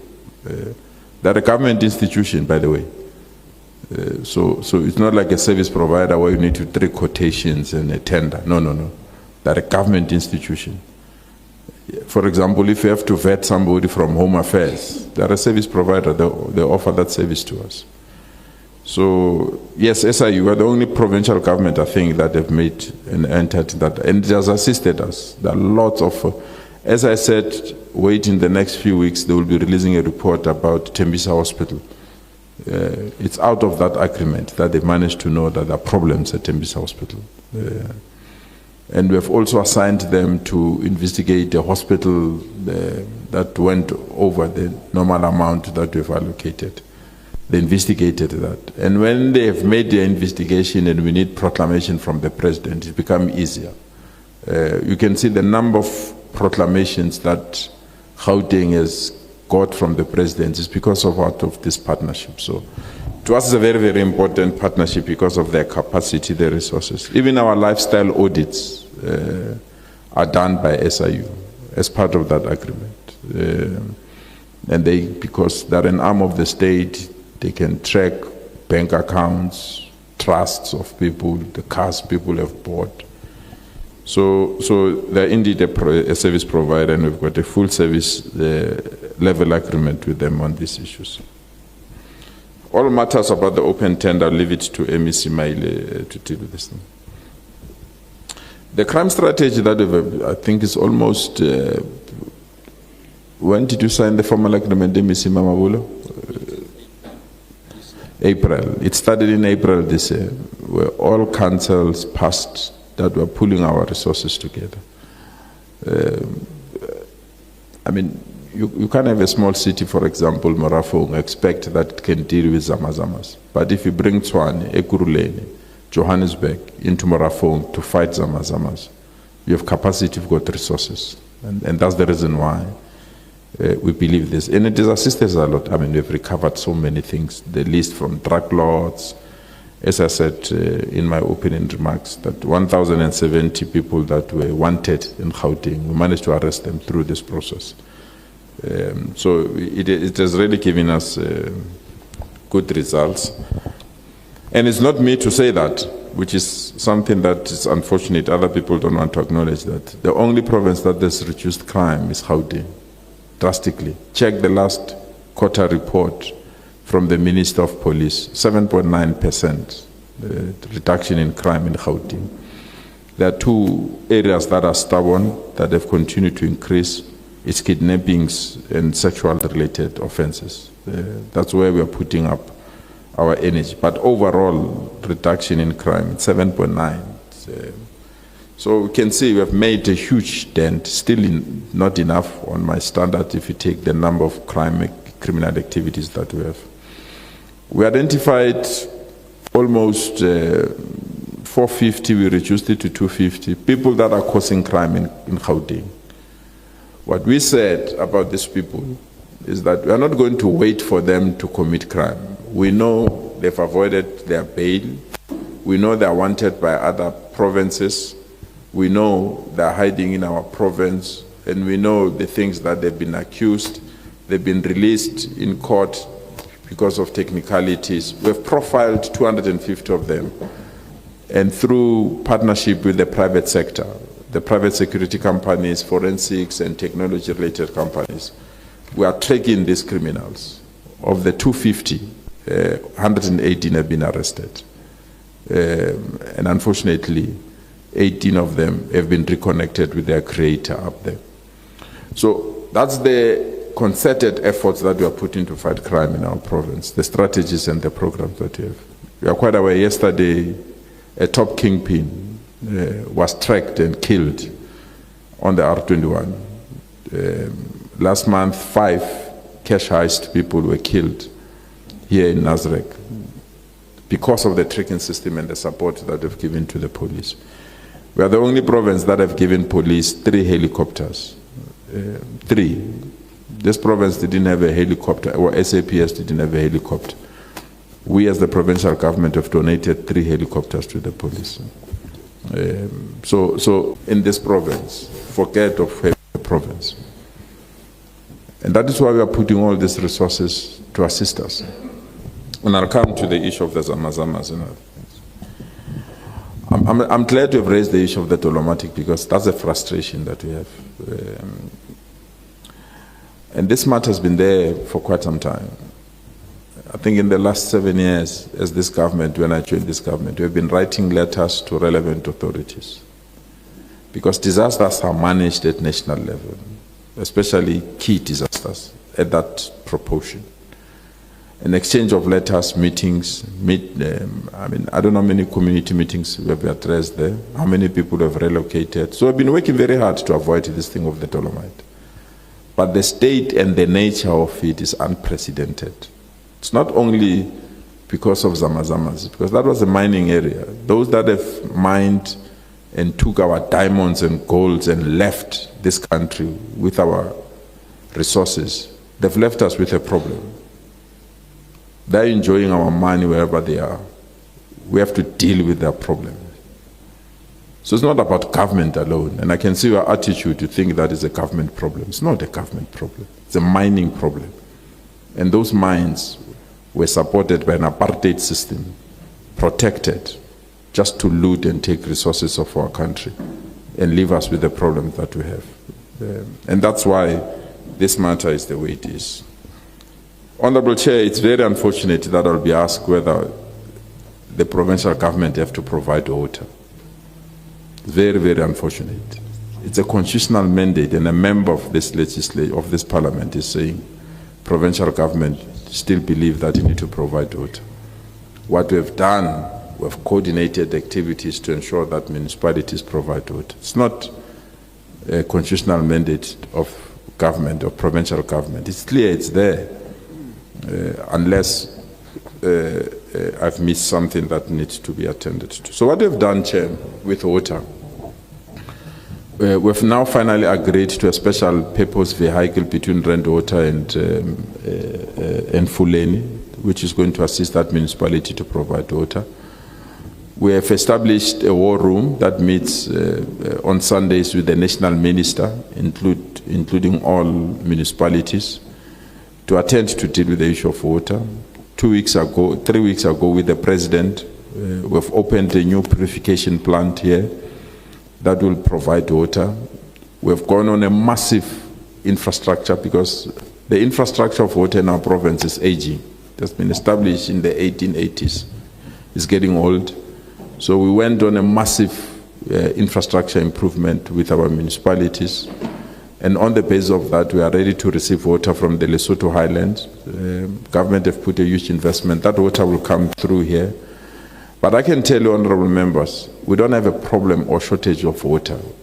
We have a problem of 3 things: non-payment, illegal connection, and aging infrastructure. If we sort out the 3, the challenges of water in our province will be resolved. And we are hard at work to deal with this. Fortunately, we've got a state-owned enterprise called Rand Water that is doing exceptionally well. So it's assisting us to unlock and unblock some of these challenges so that we don't have a problem of water.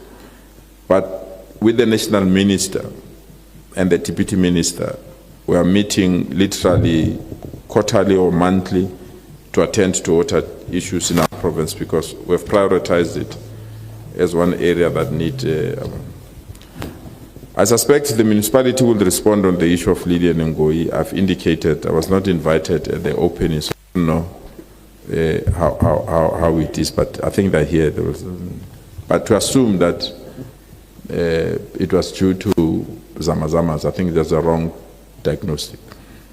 I was part of the team that brought all the experts to determine what caused that explosion. And it was finally indicated that it's not Zamazamas. So then to blame them, I think it's not a correct approach. Obviously, we should be worried that there are Zamazamas that are doing wrong things. I had the honor to request the president to give us a certain number of soldiers. Those soldiers were brought here, and they've done the work. We want them to continue, so we'll continue to request the president to give us those so that we can finish these problems of Zamazamas in our province. It's a serious problem that I will request members not to politicize it. It's a very, very serious matter, this thing of Zamazamas. Thanks, Chair of SCOPA. I think I'll leave majority of the issues that we've raised with MEC Maile. No, sorry, SCOPA member, sorry. The task team on killings, indeed, kidnappings, murder, especially within the taxi industry, and people that are contracted, they call them inkabi, that they are contracted to come and kill people in our province. We are now happy that finally, because this is not a mandate of the province as well, this policing thing. So we're happy that now the National Commission of Police have agreed to our process. And I'm glad that we've raised the importance of the Premier's Forum for coordinating and dealing with other matters that are common across all. Honorable Member, the issue of IGR, and that's the reason why we say, coalition governments are really created serious setbacks where we're working together. The IGR that we're activating here now, that the reports that we're giving here, there were municipalities that were run by other political parties that didn't want to participate in IGR. If there's one municipality that I want to praise, regardless of changes or regardless of who they are, they participate in IGR, is Midval. Even though they are led by another political party.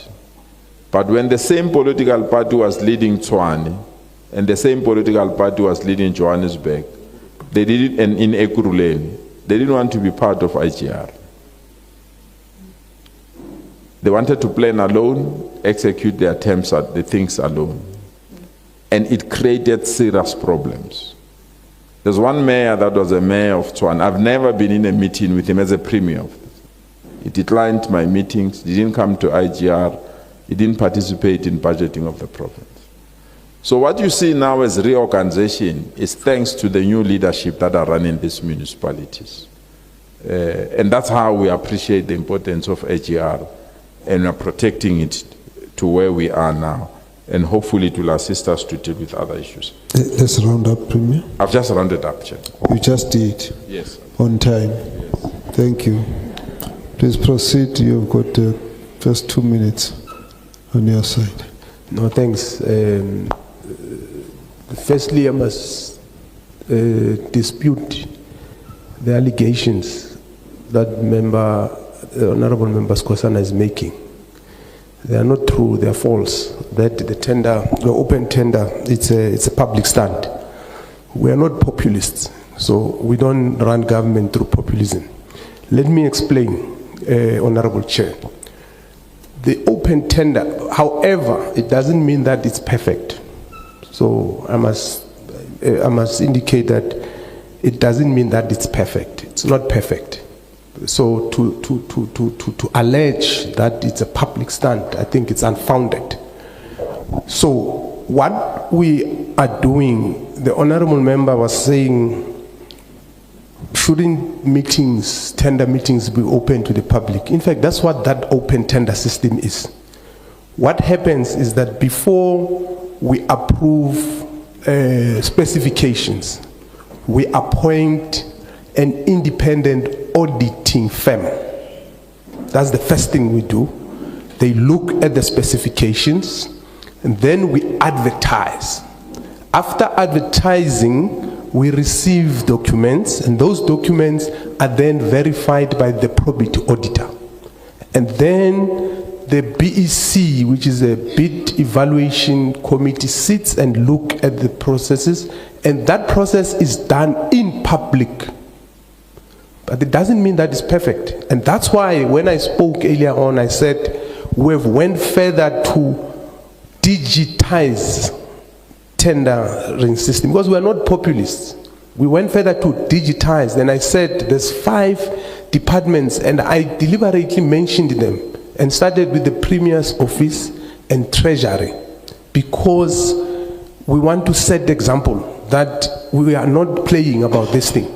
And I even said next year we're looking at implementing it in all departments. You know, to digitize, it means that there will be no paper that is going to exchange hands between individuals. It means people will not be able to interfere, because the system will be able to deal with things like compliance documents and all that. I don't know who else does it in the whole world. No one does it. We are saying we are going to do it. It can't be populist. It can't be populist. So if the honorable member says the system has got weaknesses, the system is not perfect, we will take that like any other system. But to say it's populist, I think personally I take exception, because I'm not a populist, at least as a person. So we will not agree to that. On the officials who are not paying, Chair, as I round up in the municipalities, I've written a letter to the mayors to ask them to monitor that. But I've also asked Treasury officials to look at the legality of imposing the same on all provincial government officials, including ourselves as public representatives, because if we're in the public service, we can't owe municipalities. So we're looking at the legality of that. That's how serious we are about it. The issue of debt to ESCOM, we are working with municipalities, but as I've said earlier on, the issue of revenue collection, I think is at the center of that. We have had a revenue workshop with the municipalities to help them deal with the issues of revenue. And yeah, those are the issues. And then on the consultants, you know, Chair, I want to preface my answer by saying that the Constitution of the Republic places the executive and legislative authority of a municipality on the council, not on the provincial government. And then it goes further to talk about cooperative governance. It goes further to talk about oversight, the role that we must play, and support. I spoke about the 154. And are you responding on the issue of consultants? Yes. I think we are getting the wrong way. Finish, let me hear. Okay. So what I want to say to the honorable member is that we are having programs to help, because the question was that what are we doing to build capacity in the municipalities? So I'm giving you a context to say whatever that we are doing should be within the constitutional context, so that we also don't seem to be interfering. So we are also training municipal officials. We are training even councillors. We are also training on MPEC and all that. So to the best of our abilities and within the powers that we have, we are playing our role. That's the point I wanted to raise, Chair. Thank you. Okay, that's fine. We'll accept that. Thank you very much. So we move on. Two members have just joined from the committee who are Honorable Saint van Wyk and then Honorable Sompa Masiu. Thank you. You have the first 5 minutes, Johannesburg.